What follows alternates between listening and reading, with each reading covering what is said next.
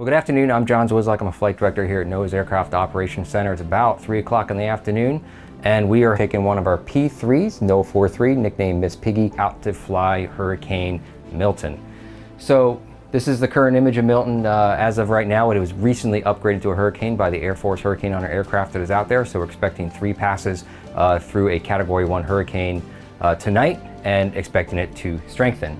So let's take a closer pattern today, and we are doing 3 passes through the hurricane tonight, starting from the north side, going to the south, and then progressively turning around so that we exit out to the northeast. It's actually a fairly straightforward pattern tonight in terms of the amount of stuff we're dropping out of the aircraft, so we're just simply dropping dropsondes tonight. These are those instrument packages that fall to the ocean surface, measuring pressure, temperature, humidity, and wind. So we're going to be scattering dropsondes all around the storm.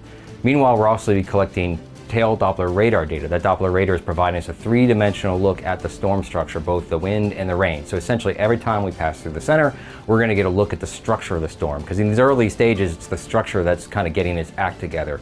And certainly it's already gotten its act together today, now that it's a hurricane. Just looking at the satellite here, one of the obstacles that we have to get out to the storm is the weather here. So we've got a little bit of a tropical wave, kind of the eastern Gulf here, so we're expecting a lot of rain en route to the storm, at least initially departing here out of Lakeland, heading out over the Gulf, getting through some stronger storms in the central Gulf, and then hopefully get a little bit of break over the central Gulf just to get a chance to get us dinner, get us settled before we get into the storm.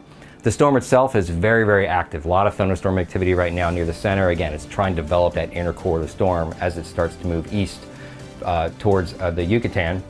So we're seeing a lot of lightning activity in the storm, expecting a pretty bumpy ride tonight. We're briefing pretty much continuous moderate, maybe even isolated severe bump.